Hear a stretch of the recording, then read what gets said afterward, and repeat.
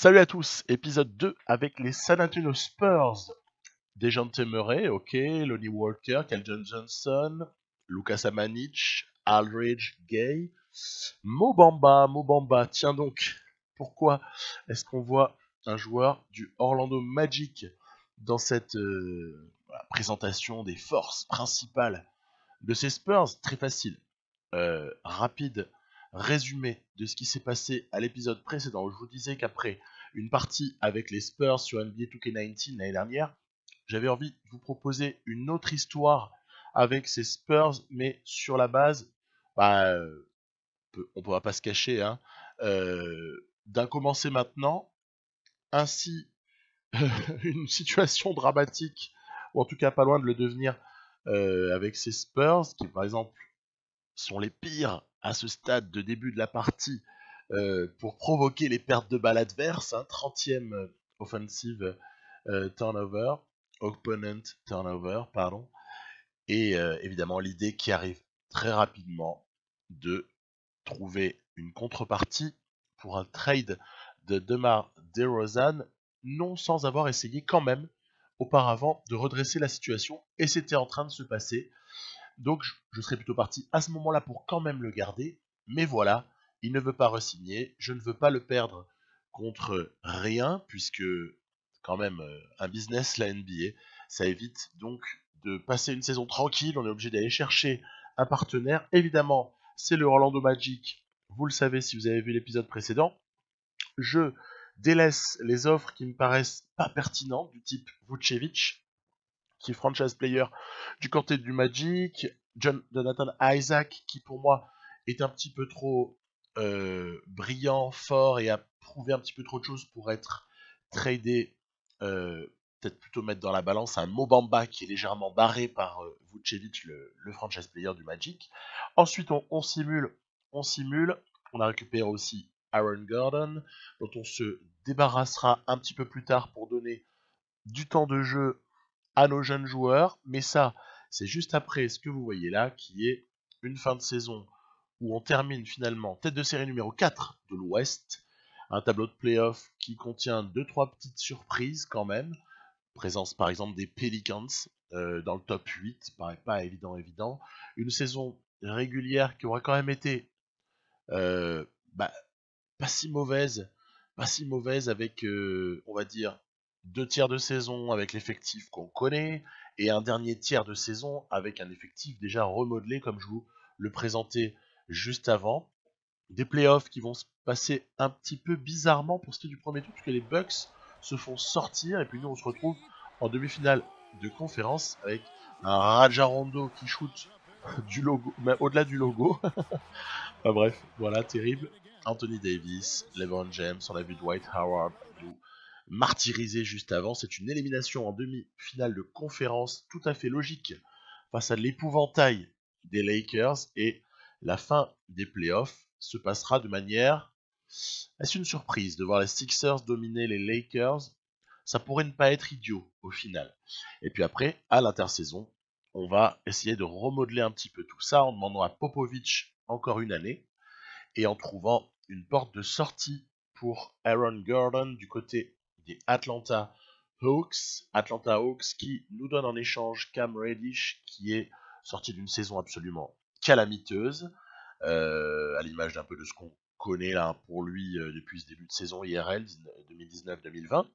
Ensuite, on va se mettre à la recherche de vétérans pour pouvoir encadrer toute cette jeunesse, puisque j'ai déjà Aldridge et Gay, ainsi que Patty Mills, mais j'aimerais bien aller en choper quelques-uns en plus. On va ainsi proposer du 1+1 au niveau des contrats, une année plus une année en option équipe pour Taj Gibson, Udo, J.R. Smith, Marco Bellinelli. Les progressions sont pas délirantes, voilà. Et on a donc nos jeunes qui progressent, nos vieux qui régressent, tout va bien. C'est un petit peu ce dont on a l'habitude dans NBA 2K. Les camps d'entraînement, je n'ai pas cheaté le truc, j'ai pas été chercher du potentiel inexploité, puisque il me semblait que ça aurait été un peu abusé sur ce coup-là. On a déjà des jeunes qui ont du potentiel, ça sert à rien de le faire monter, parce qu'il y a largement la place pour déjà arriver à avoir une jolie équipe au bout de peut-être 2-3 ans, hein, ou peut-être moins, on verra, ça dépendra, et une rotation, là voilà, que je choisis pour donner des minutes à tout le monde. C'était aussi la raison du trade de Gordon, c'était pour pouvoir faire jouer au poste 3 et 4 tous les gens que j'ai envie de faire jouer. Voilà, donc le mentorat, on en a l'habitude, on a chaque jeune qui a son mentor personnel, avec, vous avez vu Ty Jerome, ça j'ai récupéré en passant dans un trade qui n'était là non plus pas au désavantage des Suns. On va s'acquitter assez facilement de l'obstacle qui s'annonçait délicat avec un Trae Young à 92 d'overall des Atlanta Hawks, mais qui en fait n'ont pas été en mesure de nous faire souffrir, parce que je crois qu'en fait il y a déjà une grosse défense du côté de ces Spurs. On a vu juste avant aussi les Indiana Pacers, je vous avais montré un résumé bien plus long évidemment dans l'épisode précédent, et on s'était arrêté là, c'est-à-dire victoire sur les Toronto Raptors, une constante dans ces 3 matchs, moins de 100 points encaissés de manière assez systématique. Ça donne le ton, alors qu'on va affronter les Lakers qui ont perdu Anthony Davis, qui est maintenant un New York Knicks. Ça c'est un peu c'est un peu dommage, j'avoue. C'est un peu dommage. J'ai pas voulu me mêler de ce que faisait l'IA. Vous savez que parfois je prends le contrôle de toutes les équipes et j'essaye d'assurer une intersaison, on va dire, pas trop relou, quoi. Parce que là, je trouve que Anthony Davis qui quitte les Lakers, pas dit que ça peut pas arriver, hein, mais ça me paraît bizarre vu les promesses qui ont été faites, je dirais, au moment du trade là, en provenance de la New Orleans. C'est quand même étrange d'avoir Anthony Davis qui ne re-signe pas. Bon, bref. Allez. Du coup, les Lakers, les pauvres, au poste 5, ils ont Poltel, puisqu'ils ont été bien incapables de pouvoir à nouveau signer DeMarcus Cousins, ou bien même Dwight Howard, qui était probablement trop gourmand. Il n'y avait plus de cap space pour ça, et du coup, ils se retrouvent avec une équipe quand même, excusez-moi, mais Zach Randolph, Jakob Poltel, après KCP, c'est un bon joueur, mais voilà, Quinn Cook, waouh, qu'est-ce que ça doit lui faire bizarre à LeBron James, tout à fait virtuellement dans la partie, de se retrouver avec cette équipe là autour de lui, alors que l'année d'avant il pouvait jouer le titre. Et du coup c'est vrai qu'on a tendance à les balayer légèrement, avec quelques actions d'éclat, notamment de Mo Bamba, un pourcentage au shoot plus que raisonnable, shooting chart, bon, on a un peu été dans le dur à mi-distance, mais où par contre pour le reste ça a été l'efficacité à plein pot. Bon, on va les 10 contre de Mo Bamba. Waouh, Mo Bamba 10 contre dans un match, pris pour Hassan Whiteside l'autre jour. Dans la foulée, un match qui est beaucoup moins évident, c'est contre les Clippers. Voilà, les Clippers de Kawhi Leonard, Paul George, mais qui par contre ont visiblement perdu Montrezl Harrell. Montrezl Harrell n'a donc pas re-signé. C'est une grosse perte, hein. Une grosse perte dans la raquette, puisqu'ils avaient les bird rights, et visiblement l'IA n'a pas fait re-signer Montrezl Harrell. Du coup, ça nous fait quand même des Clippers un tout petit peu plus facile à prendre qu'il ne le serait avec un Harrell en sortie de banc, puisqu'ils ont plus que Zubac, et vous verrez, du coup il donne du temps, après c'est pas idiot, hein, il donne du temps à Kabengele, vous savez, ce rookie 2019, hein, tout simplement, hein, Kabengele, quelqu'un a priori prometteur.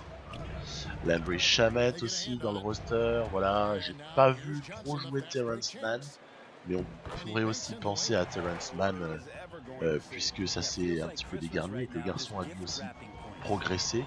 Bref, Paul George et Kawhi vont s'assurer de tenir la baraque, puisqu'après avoir pris une grosse avance en tout début de match, on va se faire véritablement posséder pendant toute une partie là, fin de deuxième quart-temps, début de troisième, pour assister à, regardez sur ce panier manqué qui précède une contre-attaque.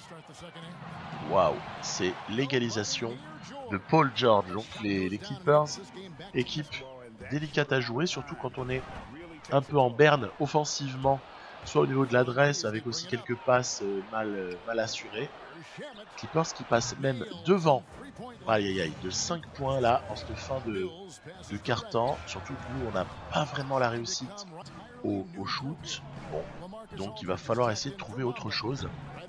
Autre chose qui n'est pas par exemple le fait de laisser quelques mètres à Paul George, puisque là on est carrément maintenant à -6 et ça sent pas bon du tout. Heureusement que Lou Williams a raté un shoot qui était dans ses cordes pour ensuite pouvoir recoller. Allez, on vient à 2 points, c'est encore faisable. Il faut maintenant essayer de trouver des exécutions en attaque. On va revenir sur des choses qu'on sait faire. Voilà, ce qu'on sait faire par exemple c'est le pick and pop pour un tir à mi-distance de LaMarcus Aldridge. Donc je reviens souvent au basique comme ça quand c'est un peu tendu. Je reviens surtout sur du Aldridge, hein, on va pas se mentir. Contre récupéré heureusement par Aldridge qui nous met 2 points devant. Voilà, balle aux Clippers qui vont essayer d'égaliser. Et c'est Lou Will qui va arriver à provoquer une faute de nos intérieurs. Une faute, il met le premier lancer, derrière il va mettre le deuxième lancer. Tout ce qui suivra ne donnera rien et on ira directement en prolongation. Voilà, où là j'essaie de jouer un petit peu, écoutez, je vais jouer l'avantage de taille de Aldridge sur Leonard puisqu'ils font jouer Leonard en 4. Et de ce fait, ma seule arme c'est évidemment de poster Leonard qui est un défenseur extérieur juste all-time, ou je sais pas, hein, peut-être en discuter, mais a priori c'est plutôt le cas, et peut-être un petit peu moins en capacité de défendre comme ça face à un LaMarcus Aldridge. On va donc user et abuser du post-up, voilà, ici aussi sur Beverly, pour voilà, durcir un petit peu le jeu, mais c'est pas fini parce qu'évidemment les pénétrations sont à l'avantage des Clippers très clairement, surtout derrière on rate une petite claquette, attention, contre-attaque, Shamet pour Paul George qui fait passer les Clippers devant. À ce stade là, waouh, c'est tendu, c'est vraiment tendu. Alors du coup je continue à poster, voilà, qui est fait, on passe un point devant sur cette action, puis on va essayer de sortir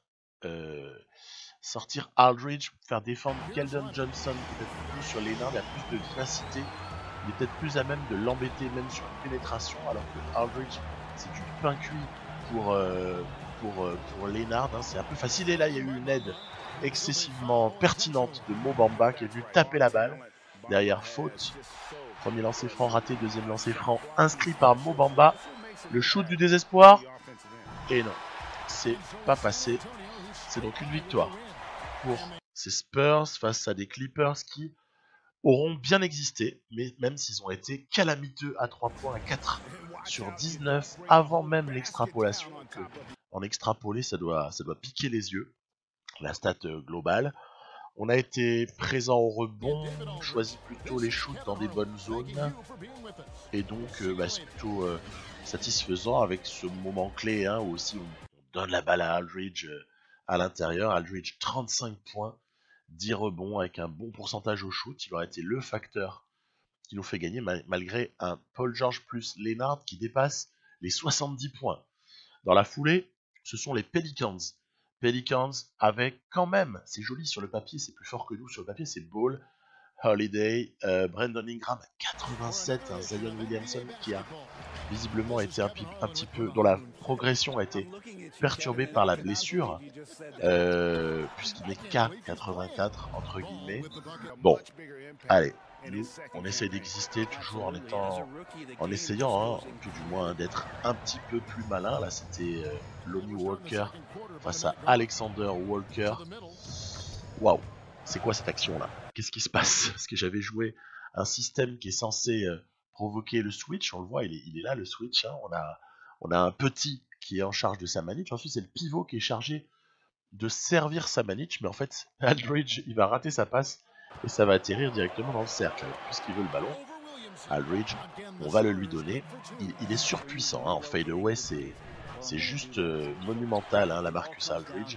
C'est pour ça que je vous disais à l'épisode précédent que pour rien au monde je lâcherai Aldridge, étant donné que j'ai lâché DeRozan et Aldridge en tant que vétéran, mais aussi en tant comme ça qu'intérieur capable de scorer dans des situations où la défense nous laisse pas grand chose. Il y a prise à 2 aussi, il provoque des prises à 2 pour ici le shoot ouvert de DeJounte Murray. Ok, c'est plutôt intéressant, on est à la fois dans la contestation, on fait pas mal de blocs, les petits écrans posés par les uns ou les autres terminent souvent par des pick and pop victorieux. Ici c'est Rudy Gay qui aussi terminera comme ça en fadeaway ce match pour encore une fois un score assez large, un match relativement maîtrisé. Voilà, c'est tout ce que je veux voir. Petits jeunes qui comme ça marquent leur territoire par moment. Hein. On a évidemment Keldon Johnson, il explose bien en contre-attaque lui. Et puis Mo Bamba, c'est une véritable muraille à l'intérieur. C'est un petit peu flippant même tellement c'est fort. Reddish, servi ici par Aldridge. Ok, donc ça se passe vraiment pas mal. Encore des contres, encore du rebond pour Bamba. C'est monstrueux. On les a étouffés, hein, je crois qu'on peut le dire. Bon, voilà, on va jouer un match avant peut-être de basculer sur de la simulation, parce qu'il faut avancer cette saison. J'ai envie d'aller au bout, bien évidemment, assez rapidement. Le dernier match là joué, c'est la réception du Thunder.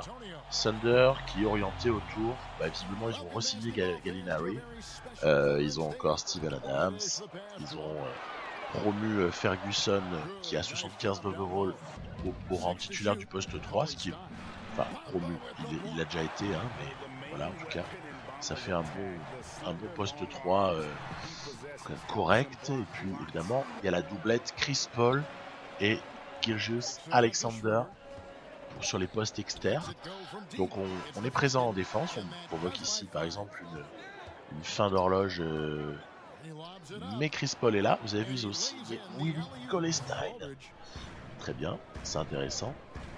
On a aussi nos petites combinaisons où il y a un appel de Walker comme ça, alors que jouer des postes, après il a le choix de soit jouer pour lui, soit resservir le porteur de balle initial qui coupe. En fait, là, c'est une jolie action, je trouve, parce que la passe de Rudy Gay, elle est relativement magnifique. Voilà. On a après aussi, il faut un peu de maladresse au shoot, hein, bien évidemment. Hein. Mais ce qui compte, regardez bien Gay. Regardez bien Gay parce qu'en fait, il va poursuivre son action. Voilà.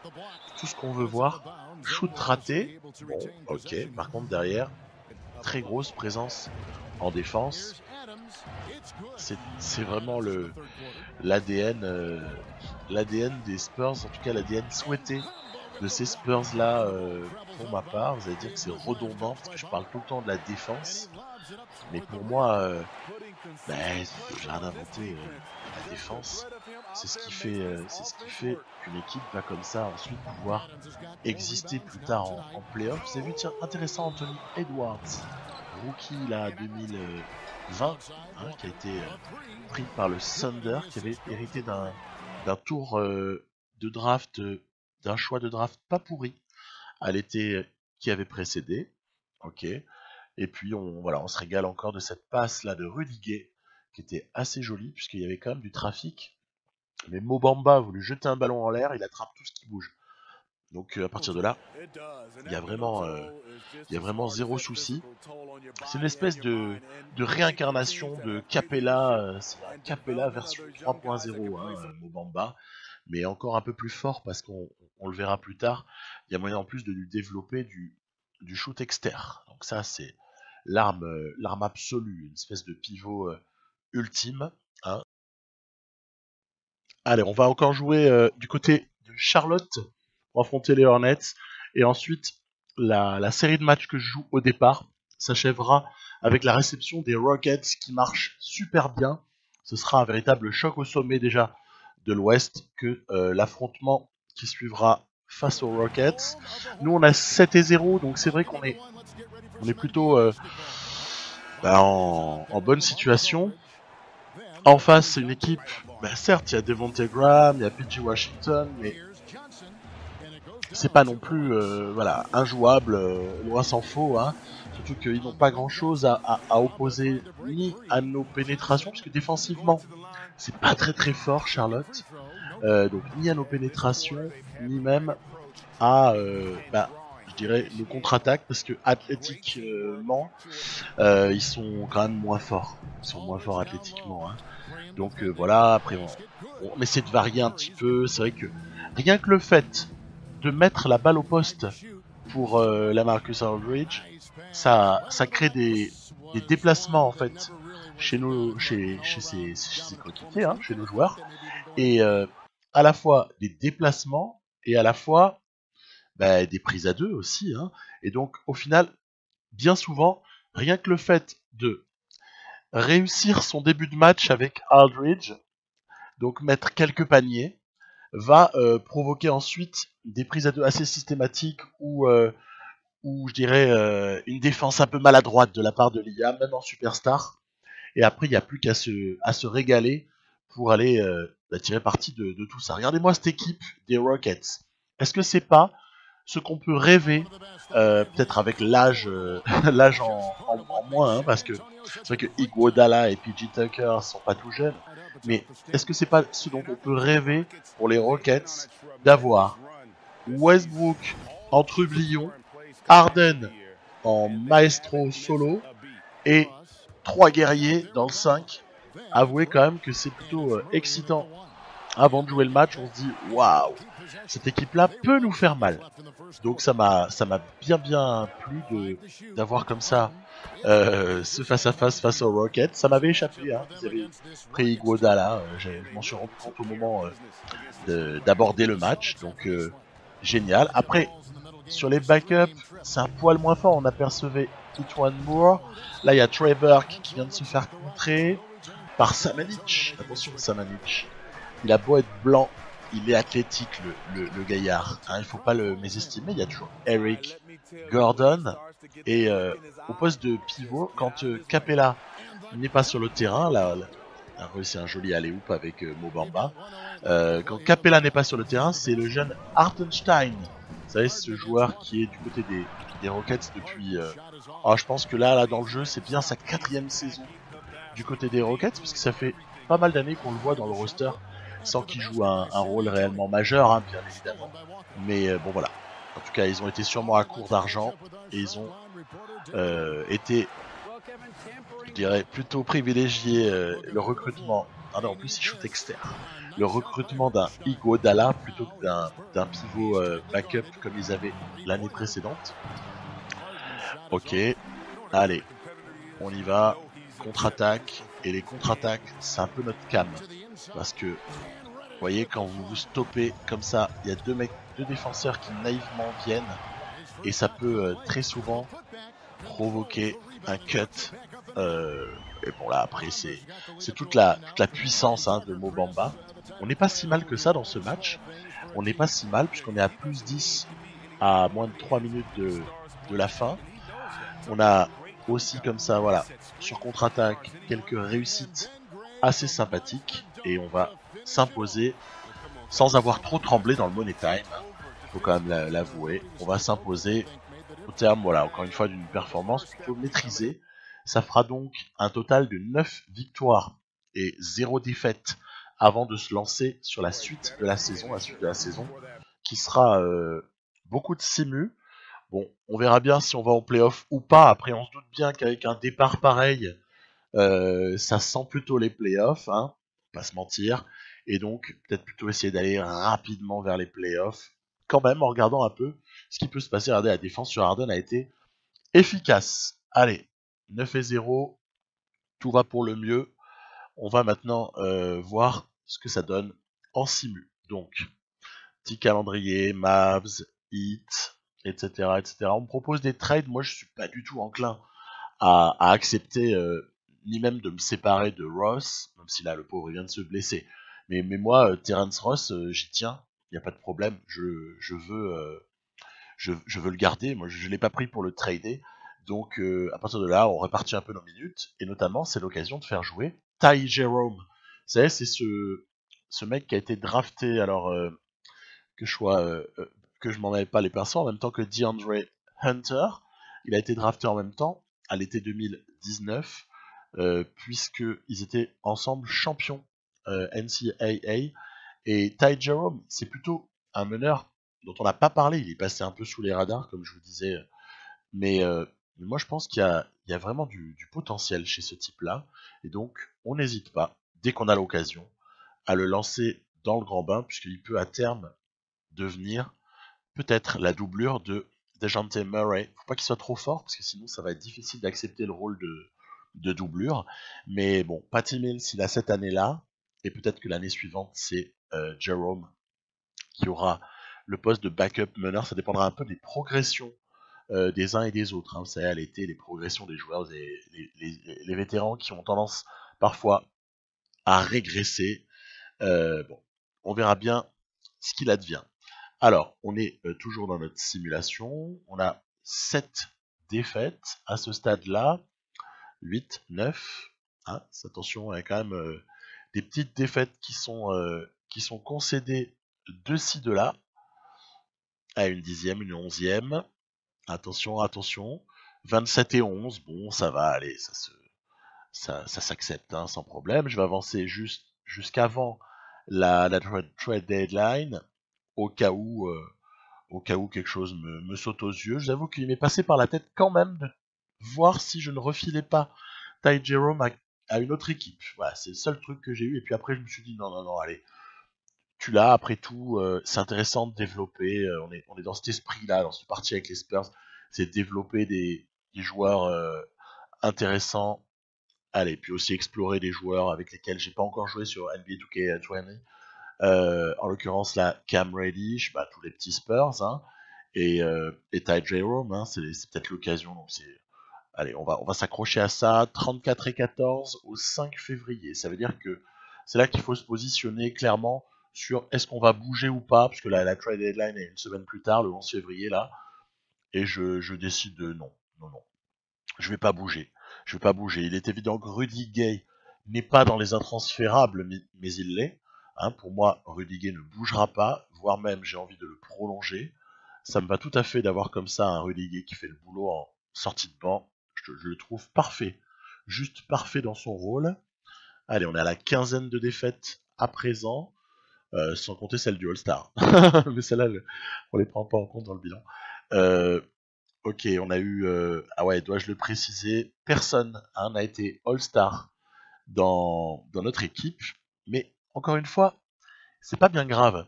C'est pas bien grave. On est plus sur un truc collectif, un projet collectif qu'un projet individuel. Et à ce stade-là de la partie, peut-être que plus tard, on espérera quand même avoir un ou deux All-Star. Hein. Je vais pas me mentir. Hein.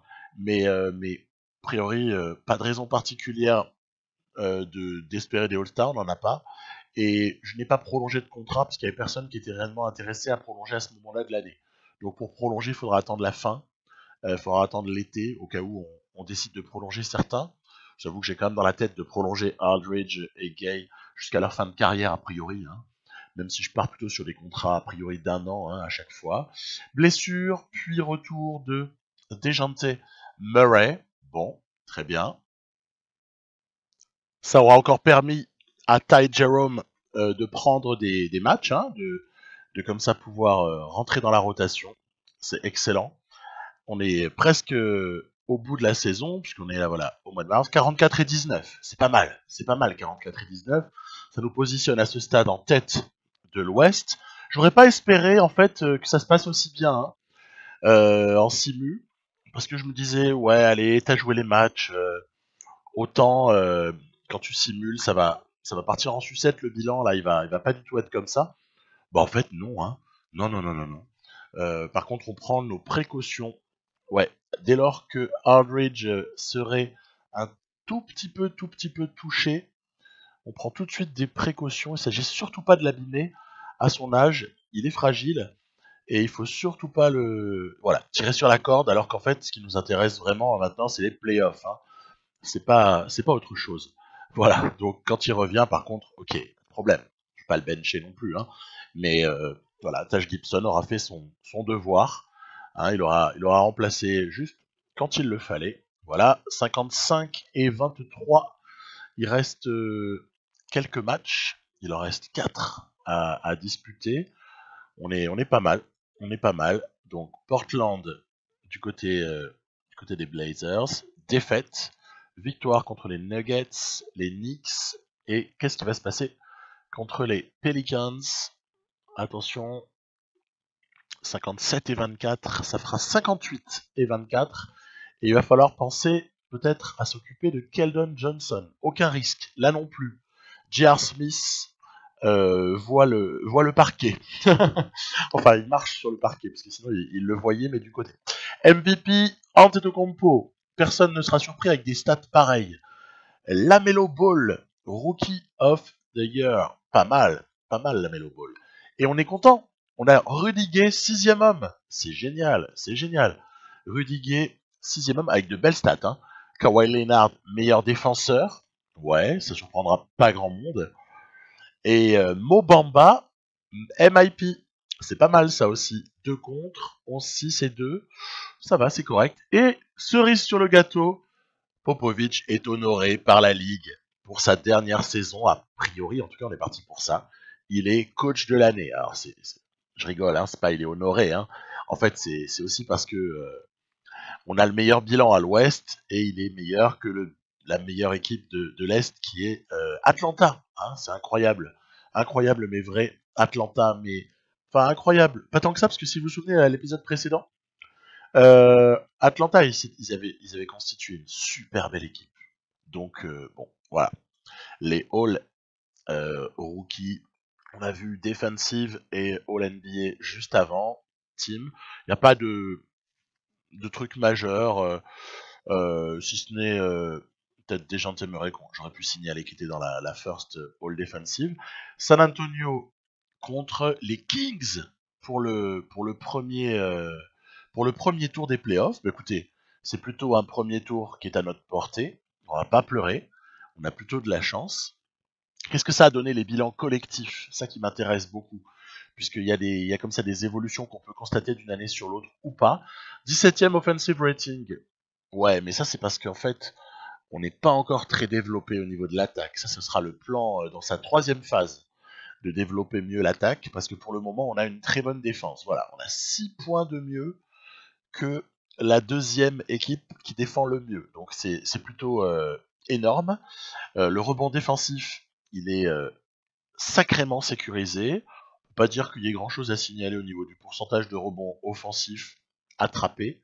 Et l'adresse à 3 points, bah, c'était très bien. On était presque dans les derniers. On est à la moyenne NBA. Donc, parfait. Parfait. En tout cas, on est 14e. Et du côté des stats individuelles, donc il y a quelques matchs ratés par Murray, Aldridge, T-Ross. Hein, on l'a vu qu'ils étaient un peu blessés par moment.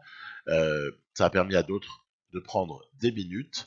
Il y a des trucs à signaler, c'est par exemple l'adresse à 3 points de Murray sur laquelle il faudra faire quelque chose, peut-être qu'il faudra plus de rebonds pour Bamba, et globalement un peu d'adresse en plus pour Keldon Johnson, Lonnie Walker et Cam Reddish, donc on sait où sont nos axes de progression, mais ça viendra avec l'entraînement au cours de l'année qui suivra, peut-être même encore l'année d'après, hein, parce que en fait tout ça c'est au bout de longtemps hein, qu'on peut le faire progresser, hein, bien sûr. Je suis content d'enregistrer le retour de Keldon Johnson parce que je le trouve intéressant. Alors, il n'est ni scoreur spécialement, ni défenseur d'élite, mais en fait, il a un mélange un petit peu de pas mal de choses qui font qu'en sortie de banc derrière Cam Reddish, Keldon Johnson, c'est très intéressant. En plus, on peut même le faire jouer au poste 2, des fois, quand il manque un peu des minutes. Donc, vraiment content de le récupérer. 3-0 là contre les Kings, hein, les pauvres. Bah oui, c'est une machine un petit peu dangereuse que cette machine des Spurs. Alors là, par contre, quand Cam Reddish se blesse, allez, pour pas longtemps, c'est J.R. Smith, carrément starter. Voilà, on modifie rien. Comme ça, Keldon Johnson, il reste dans son rôle. Il n'y a pas de modification. C'est juste J.R. Smith qui prend la place. Tiens, c'est marrant, on a perdu le match du coup.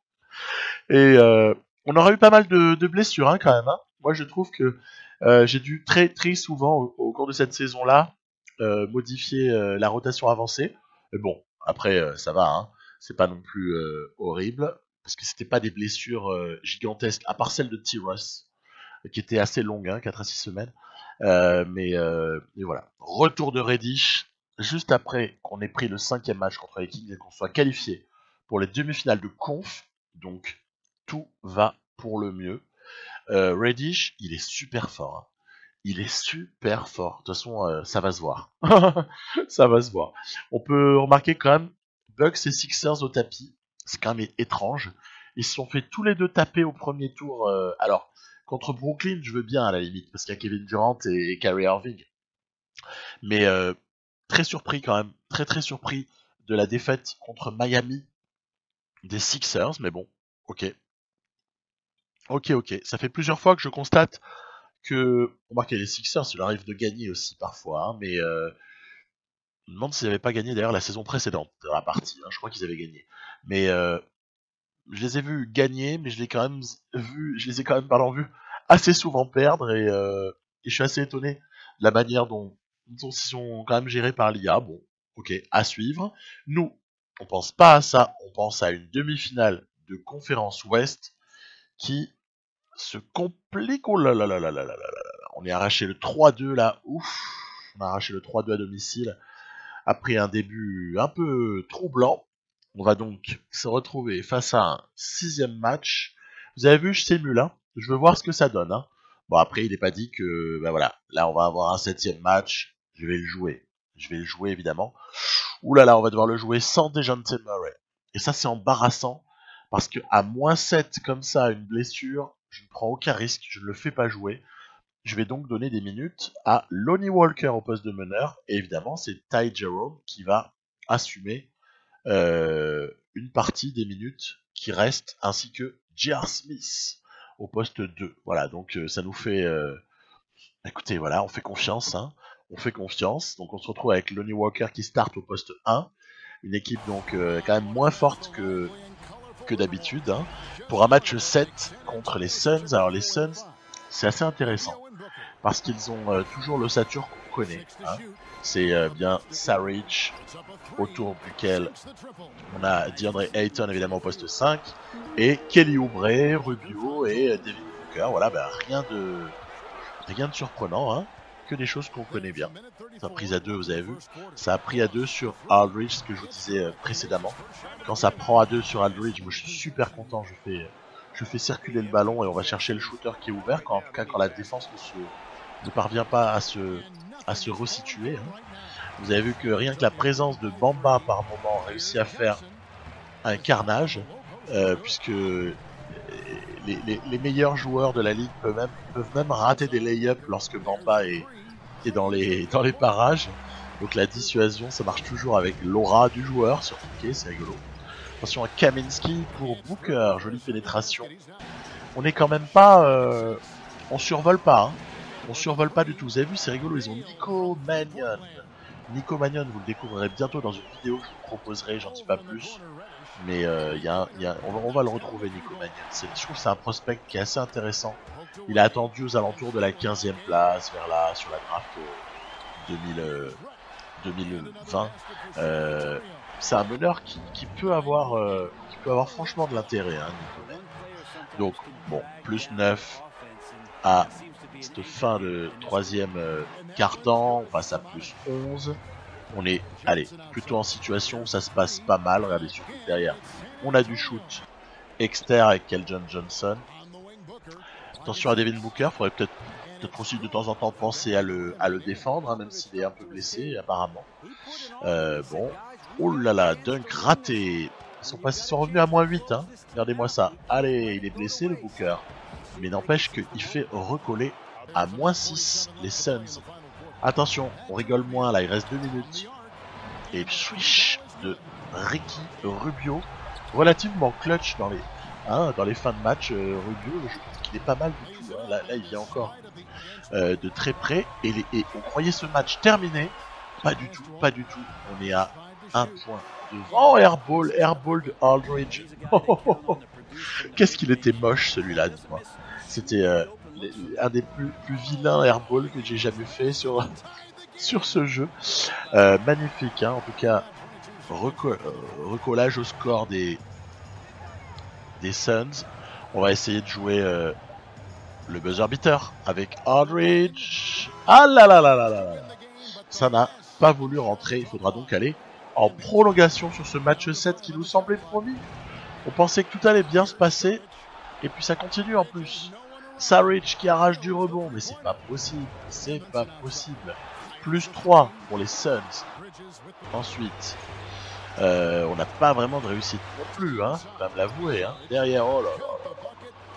C'est le hand one. C'est plus 6 pour les Suns. Il reste 1 minute à jouer. Heureusement. Terence Ross va venir de près.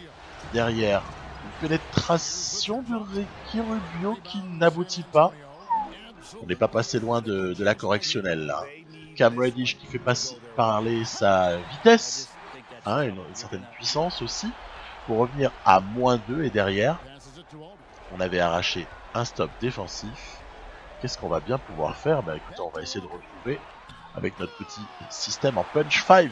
On va retrouver Lonnie Walker dans la raquette. Attention, balle de match. Balle de match pour les Suns. Oh là là, c'est pas possible. Et si, incroyable. On a arraché cette deuxième prolongation à l'aide d'un contre qui nous sauve la vie, hein, tout simplement. Derrière, allez, il remet ça le bougre. Il nous remet ça le Booker. Heureusement qu'il y a Mobamba pour nettoyer un petit peu tout ça. Pour aller comme ça arracher des petites claquettes par-ci, petit rebond, à très bonne défense ici de J.R. Smith. Fallait bien qu'il ait joué un rôle, J.R. Smith, dans ce match. Très bonne, on va dire, perturbation de Rubio. Derrière, Aldridge nous fait passer devant. Allez, c'est les vieux qui nous sauvent là. Hein. C'est les vieux qui vont nous sauver. Attention, 3 points de Ayton, c'est pas possible. Ayton a une réussite faramineuse à 3 points sur ce match, ce qui fait que les Suns étaient 2 points devant. Égalisation de Lonnie Walker, c'est énorme. Jamais j'aurais pensé avoir autant de souffrance pour taper les Suns qui ont bien évolué, hein, on peut le voir. Et derrière, heureusement, Reddish en contre-attaque. C'est une arme vraiment dévastatrice, hein, Reddish en contre-attaque. Il faudrait peut-être prendre nos rebonds défensifs si possible. Encore un rebond perdu. 2 fois, ils nous le prennent. Hein. Ah, heureusement qu'on a quand même la contestation pour nous. Et après une très mauvaise possession jouée, il y a quand même encore une balle de match pour les Suns. Attention Booker qui est bien défendu par Lonnie Walker. Très mal joué des Suns. C'est pas possible. C'est pas possible. Mais voilà. On s'en sort pas mal du tout, je dirais. Parce que on est passé tout près de la correctionnelle, hein, vraiment. Donc, accès au final NBA, évidemment, grâce à cette action ratée par Devin Booker. Il a tenté une action à la Damian Lillard en playoff l'année dernière. Ouais, mais le shoot du logo comme ça, avec un défenseur qui... Paul George lui avait laissé peut-être un tout petit peu d'espace. Bah oui, mais ça marche pas à chaque fois. Voilà, ça marche pas à chaque fois. Et je trouve que c'est un peu trop généralisé dans les matchs qu'on peut jouer comme ça en playoff. En fin de match, on se retrouve assez souvent avec ce type d'action. Mauvais choix. Bon, après, honnêtement, c'était pas un très bon match de ma part. C'était pas terrible du tout. En face, il y a eu un moment donné où en plus les Suns en quatrième quart-temps, pardon, se sont enflammés, se sont réveillés et ça a été dramatique. Bon, allez, encore surprise puisque Brooklyn a été tapé par Boston et donc on va se retrouver nous en finale de conf et en face c'est Celtics contre Heat. Alors c'est pas dommage de récupérer Dejounte Murray parce que pour affronter les Rockets, je préfère vous dire que j'ai envie d'avoir Dejounte Murray, sa vitesse latérale, pour essayer de freiner un petit peu Westbrook. Après j'alterne. Des fois je mets Murray sur Westbrook, Walker sur Harden, et des fois je fais l'inverse. Je dirais que les deux sont capables de faire déjouer les deux stars des Rockets. Peut-être j'ai quand même une préférence pour Walker sur Harden. Voilà. D'ailleurs, c'est rigolo. Il n'y a pas très longtemps, il y a eu un match assez sensationnel, hein, IRL, où on a eu comme ça une remontée folle des Spurs et pendant toutes les minutes sur lesquelles il était sur le terrain, une trentaine ce jour-là, Walker. Il a été incroyable en défense sur James Harden. Il a vraiment été à la hauteur de ce qu'on peut imaginer pour lui. Ouh là là là là, qu'est-ce que c'était tendu. On était mené 3-1.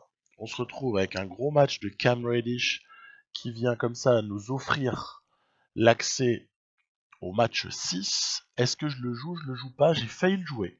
Et je me suis dit, allez, tu laisses, et que ça se passe comme ça doit se passer. Énorme match de Lonnie Walker, apparemment, pour l'égalisation. 3 partout. Alors cette fois-ci, par contre, faut le jouer. Hein, Game 7, on rate pas ça. Donc, c'est parti. On est en plus à domicile. On est à l'AT&T Center du côté de San Antonio. On voit d'ailleurs que Danuel House a pris la place de Iguodala dans le 5 majeur. Tiens, pourquoi pas. J'avoue que moi j'aurais plutôt laissé Iguodala, mais bon, pourquoi pas. Très bien. On se retrouve là avec un joli d'entrée de match, joli rebond offensif de Terrence Ross. Derrière, il y a aussi des shoots ouverts qui sont ratés, puis alors les contre-attaques. Bonjour les yeux, hein. Attention, Russ West. Ça a été contré, mais il reprend le rebond derrière. Hein. C'est énorme. Il a une santé, ce Westbrook là. Sur NBA 2K20, il faut le tuer 2 fois pour peut-être arriver à l'endormir. Mais c'est un truc de fou. Hein. Il est très très impressionnant. Heureusement qu'on a vraiment un Mo Bamba de gala ce début de match. Mo Bamba qui réalise vraiment un début incroyable. Vous voyez qu'il a son le petit schéma avec une tour. Là. Je sais pas si c'est une tour ou si c'est une coupe qui est activée sous lui. Preuve qu'il a activé. Il a pris pas mal de rebonds notamment. Pour moi, c'est ça en fait. C'est plutôt dans ce cas-là que j'ai l'impression que ça se déclenche. Peut-être que les joueurs de My Player, de My Career sauront mieux ce genre de choses. Là, c'est Sharif O'Neal, le prospect 2020. Sharif O'Neal, donc, qui a été manifestement drafté pas trop haut par les Rockets, mais dans le match, hein, mais on est quand même assez maladroit. Voilà. Et c'est vrai que la maladresse contre les Rockets, je vous avais déjà montré avoir souffert de ça avec notamment un épisode avec les Denver Nuggets en playoff, où maladresse voulait assez systématiquement dire perdre en fait contre cette équipe-là. En plus, ce qui est terrible, c'est qu'ils ont du rebond offensif. Alors Westbrook à l'instant qui s'est allumé. Il faut essayer de calmer tout ça, mais c'est difficile. On est à -7, on arrive voilà, encore du rebond derrière des contres. On n'arrête pas de concéder le rebond, et là en plus, waouh, Antoine Moore, le banc nous met à mal. On n'arrête pas de concéder des paniers assez jolis, hein, c'est Traber. Mais surtout, on n'arrête pas de laisser du rebond offensif, et ça c'est terrible parce qu'en deuxième chance, il nous poignarde. Donc, allez, on se bat. Il y a peut-être moyen de au moins rentrer. Putain, joli T-Ross qui pose la balle dans le cercle. Allez, on a -5. Patty Mills, c'est énorme. La défense de Patty Mills, quoi. Si on m'avait dit ça un jour, j'aurais pas cru du tout. Keldon Johnson qui sert. Rudy Gay, il est déchaîné en cette fin de match. Rudy Gay, il est XXL. Derrière, hop là, shoot raté. Il semblerait qu'il y ait moins de réussite là, hein, pour les Rockets. Ça fait 2 fois que le ballon fait in and out. On va pas hésiter à aller chercher les fautes. Hein, parce que sur la ligne, on est plutôt correct. On passe devant. C'est totalement improbable, on était à -10. On passe devant. Alors James Harden fait du James Harden, mais c'est pas grave, on a encore le ballon pour essayer d'exister. Voilà, sur ce super move à l'intérieur, la Marcus Aldridge avec le N1, bien évidemment, 42-40. Alors il y a eu un jump ball là pour un ballon qui était saisi par Murray dans les mains d'Harden, mais au final ça s'est un peu retourné contre nous. Égalisation de James Harden. Allez, le petit écran haut là, ça c'est un grand classique dans le système des Spurs. Et ça permet à déjanter, il prend le périphérique et il va direct au cercle. Et puis de toute façon, s'il y avait eu une aide, j'aurais pu servir un shooter ouvert. Donc, quelque part, C'est pas mal. Allez, balle de match pour les Rockets. Balle de match. On est à plus 2. Oh là là là là, encore le in and out. Encore le in and out. J'ai préféré prendre temps mort pour éviter je ne sais quoi. Hein. Et c'est bon. On l'a notre finale NBA. Ça n'aura pas été facile. Parce que franchement, ces Rockets ont vendu leur peau, mais plus que chèrement. Mais on l'a eu. Voilà. Alors ça a été délicat. J'ai dû utiliser du système en punch. J'ai dû utiliser pas mal de petites ficelles, pas mal de contre-attaques aussi sur des grosses défenses. Parce que quand même tout vient de la défense. Hein. On est très Spurs, en tout cas dans l'esprit des Spurs, pas les Spurs qu'on voit en ce moment dans les matchs, mais on est très Spurs dans l'ADN quoi, hein, de tout ce qu'on peut connaître de l'équipe. Les shoots ont été réussis principalement près du panier. Par contre, on n'a vraiment pas trop abusé à longue distance, mais on n'a pas été adroit non plus. Donc il valait mieux se calmer et arrêter. Donc énorme Rudy Gay. Mo Bamba qui réalise un record quasiment all-time avec 17 contres en extrapolé. Il y aura eu 43 points de Russ West. Et en face, en finale, incroyable mais vrai, c'est le Heat qui a sorti les Celtics. Le Heat, évidemment emmené par Jimmy Butler, Bam Adebayo, et on retrouve les Tyler Hero, les Justice Winslow, Duncan Robinson, etc., etc. Il y a même Carmelo Anthony qui est allé faire une dernière pige, ou une avant-dernière peut-être, s'il prend pas sa retraite, du côté du Heat. Bon, intéressant. Kendrick Nunn aussi, j'ai pas mentionné. Je vais comme d'habitude simuler le début au moins, et puis on voit bien si on est dans le coup ou si on n'y est pas. Alors ça part pas très bien, puisqu'on avait l'avantage du terrain, on perd le premier match à domicile, on perd même d'ailleurs dans la foulée le deuxième match. On vient quand même de perdre les 2 premiers matchs à domicile sur une finale NBA. Hein. Bon, derrière on va en récupérer un du côté de Miami, American Airlines Arena. C'était mal parti, mais ça finit pour un cheveu. Ça termine pour nous sur le 4e match, 2-2. On reçoit à San Antonio pour le match 5. Et là, par contre, ça se dessine, la victoire. Oui, 3-2 pour les Spurs. Et je me dis, allez, j'aime beaucoup la franchise de Miami. J'adore jouer dans leur salle, surtout quand c'est en playoff. Comme ça, je me dis, je vais aller essayer peut-être d'aller chercher le match 6 et de clore ce final du côté de Miami. On va tenter le coup, je prédis que ça va marcher, on va au moins tenter notre chance. Nunn, Hero, Butler, Olynyk, Adebayo comme 5 majeurs. Ok. Greg Popovich qui coach peut-être son dernier match. Vous avez vu son bilan assez incroyable qui s'est affiché. Allez, c'est parti, Jimmy Butler. À la Jimmy, à mi-distance, comme ça, avec une grande efficacité. On va essayer de lancer quelques systèmes. Parce que c'est bien gentil, voilà, de jouer Miami, mais j'ai envie de le faire proprement. J'ai pas envie de me satisfaire de points arrachés un petit peu laborieusement. Donc, la première fois, c'est pas passé parce que Bam Adebayo est un défenseur hors norme et qu'il avait très très bien lu la passe, ce qui était peut-être aussi un peu naïf de ma part. Dans la foulée, le contre, mais regardez Ross, il bonifie tout ça sur fadeaway. Ok, la finale est lancée, il y a déjà eu un bloc de chaque côté, il y a déjà eu des choses plutôt intéressantes. Tyler Hero qui vient comme ça dans la raquette, très très bien servi par Jimmy Butler. Justice Winslow qui se fait piquer la balle, et c'est la contre-attaque pour Patty Mills un petit peu plus tard. Patty Mills, j'ai trouvé globalement là sur ces 2 années Patty Mills beaucoup plus intéressant que dans NBA 2K. Alors c'était quoi? C'était 19. Voilà, Jimmy Butler qui va chercher les fautes. Il est malin Jimmy. Donc ça permet à Miami de rester au contact. Allez, nous on va aussi balancer un peu des systèmes en floppy là, pour voir si Cam Reddish pourrait pas nous libérer un peu de loin. Il y a Reddish qui a un bon shoot externe, il y a aussi, il n'y a pas que lui, hein. Il y a aussi Keldon Johnson, Lonnie Walker. Là aussi on a refait passer notre système précédent qui n'est pas passé. Ça a failli bloquer, mais cette fois-ci ça a fonctionné. On continue ici, hop, on va aller servir LaMarcus Aldridge. Bien joué Samanic. Très très bien joué de la part de Samanic. Justice Winslow qui se fraye un chemin, on sait que c'est un très bon slasher notamment. Et Rudy Gay, étonnant, parce qu'il réalise plutôt un bon match jusque là. Et il réalisera un très bon match. Et c'est étonnant d'ailleurs.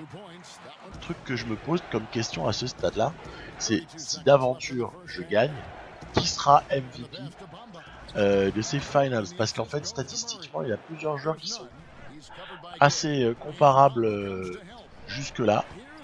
Tyler Hero qui se nourrit de pas grand chose, ça revient à 22-18 à la mi-temps. Voilà, bon petit travail de Rudy Gay, 24-18. Je vous l'ai dit, Gay fait un très très grand match. C'est assez énorme la performance de Gay. Derrière, on se refait arracher du rebond. Ok. Jimmy Butler en fadeaway, ça passe pas. On va essayer de lancer quelque chose. Peut-être appeler une sortie d'écran pour Murray. Mais on nous propose autre chose. On nous propose un ice screen qui permet, hop là, à Walker de prendre le boulevard qui était proposé. Derrière, shoot contesté par Winslow. C'est un mauvais choix de ma part. Mauvaise sélection de shoot sur ce coup-là. Et Jimmy Butler nous sanctionne. 28-27 pour les Spurs. Encore une position possible pour Keldon Johnson cette fois-ci. Ça rentre. Très bien joué. Keldon Johnson, disait. Toujours précieux, même si on peut pas dire qu'il a un point fort. Il a aucun point faible. Voilà, c'est déjà une grande qualité. Mobamba à mi-distance. Ça commence à prendre forme l'histoire. Il commence à savoir rentrer un shoot à 4 mètres. Mobamba. Ça commence à devenir un joueur qui peut nous apporter encore plus que ce qu'il faisait déjà et qu'il faisait d'ailleurs plutôt pas trop mal. Bonne défense de Walker qui pousse Tyler Hero à mettre le pied en touche. Derrière, alors que je pense qu'on pouvait faire le plus 6 là-dessus, ça échappe légèrement sur le joli service d'Aldridge pour Murray. Ça rentre pas et derrière la contre-attaque est terrible. 3 points de Jimmy Butler. Donc Miami est revenu à un point avec un ballon arraché par Rudy Gay. Énorme Rudy Gay. Il n'y a pas de mots pour Rudy Gay. On va repartir sur du punch 5 pour essayer de servir le meneur. Voilà. Par Aldridge. Très jolie passe qui permet de passer à plus 3 derrière Jimmy. Contré, recontré. Et cette fois-ci c'était Adebayo. Double contre. Séquence incroyable qui va être ponctuée. Eh non, j'aurais bien aimé vous dire qu'elle était ponctuée par quelque chose de sympathique, mais le panier derrière sera raté. Et ouais, ça fait partie. J'ai laissé un petit peu la continuité en ce qui est fin de match qui est totalement folle. Attention, shoot à 3 points, vous avez vu, j'ai sauté comme un rookie. Derrière, oh là là, Adebayo qui gobe le ballon, le rebond offensif. Ballon à Kendrick Nunn qui travaille. Attention au clock, attention, ça va être le temps de prendre un shoot. Très très bien contenu par Aldridge. Ok, allez, on est à plus 3, il reste 40 secondes. Peut-être lancer quelque chose de propre, si en tout cas on en est capable. Ce qui n'est pas toujours forcément évident. Reddish qui sert Rudy Gay à l'intérieur. Là, je tente mon va-tout, mais j'ai beaucoup de mal aux lignes qui me gênent en fait. Surtout que Gay est fatigué, vous avez vu le petit truc du Gatorade qui s'est allumé. Bref, j'ai un peu merdé ma possession, très clairement. Et on se retrouve avec plus 3, mais balle à Miami cette fois-ci. Miami qui échoue 2 fois pour ce qui est de planter le panier qui les aurait rapprochés. Et ouais, mais non. Donc derrière, c'est le fall game. Pour le fall game, je décide de filer la balle au franchise player. Hein, c'est Dejounte. Dejounte, c'est à toi de rentrer tes lancers, mon grand. Après tout, il faut justifier ta note, qui est la meilleure de cette équipe. 85 plus 6, je sais plus. Voilà, c'est fait. 5 secondes, 5 points d'avance. Peut-être commencer à y penser. On va voir. Sortie d'écran Hero, non même pas, c'est Nunn qui va prendre le shoot et c'est le rebond qui est arraché pour... Et oui, c'est fait. Et honnêtement, je m'y attendais pas. En démarrant cette saison, c'était le développement. La seule chose que j'avais en tête, développer ces jeunes-là. Et au final, le mélange jeune, vétéran, plus dernière année de Popovic, plus Duncan en assistant, aura été synonyme notamment de premier titre en carrière pour Rudy Gay. Premier titre aussi en carrière pour Aldridge. On a des vieux en fait qui n'ont jamais été titrés, certains. Paddy Mills, il a déjà été, bien sûr. Mais 2014, il était là. Mais en revanche, pour que ce soit Terrence Ross aussi, c'est pareil. Jamais. Et puis alors tous les jeunes, on n'en parle même pas. Hein, donc c'est vraiment un dépucelage collectif là que ce titre. Vous voyez Popovic derrière. Il y aura une jolie photo après là. On nous propose des jolies animations, je trouve, quand on gagne le titre. Il y en a une qui arrive là avec Popovic et les deux vétérans avec Gay et Aldridge. Voilà, elle est jolie celle-là. Elle est très très jolie. 39-34, c'est le score sur 4 fois 5 minutes de ce match 6 des Finals où Cam Reddish aura, ainsi que Lonnie Walker, contribué comme toujours. De toute façon, ça s'annonce très très fort. Hein. Cam Reddish, ça s'annonce vraiment balèze. Mo Bamba, il n'y a pas vraiment de mots. Keldon Johnson, c'est plus que dangereux. Qui est le MVP des Finals? Ça, c'est vraiment la question. Je vous avoue que j'ai pensé à Rudy Gay. Jusqu'au dernier moment, je pensais que c'était Rudy Gay qui allait l'être. Et en fait, pas du tout. C'est Dejounte Murray qui est élu MVP des Finals avec 15 points, 4 rebonds, 7 passes et demi, 1,7 interceptions, ce qui est pas pourri, hein. Pas pourri du tout. Jimmy Butler aura été bon au scoring, mais ça aurait été insuffisant. Rudy Gay donc aura été vraiment l'homme du match 6. Et on s'impose ainsi 4-2 en finale face au Miami Heat. Alors, la suite, ce sera dans un épisode 3 prochainement. Et dans cet épisode 3, on traitera déjà de l'été 2021, question retraite ou pas pour coach Popovic, auquel cas j'ai déjà une idée derrière la tête pour ce qui est de la succession. Quelle position par rapport à ceux qui vont re-signer? Bon, je pense a priori, hein, on s'est compris. Bref, pas mal de petites choses comme ça. Je vous dis à plus et des petites surprises aussi à venir. Bye bye.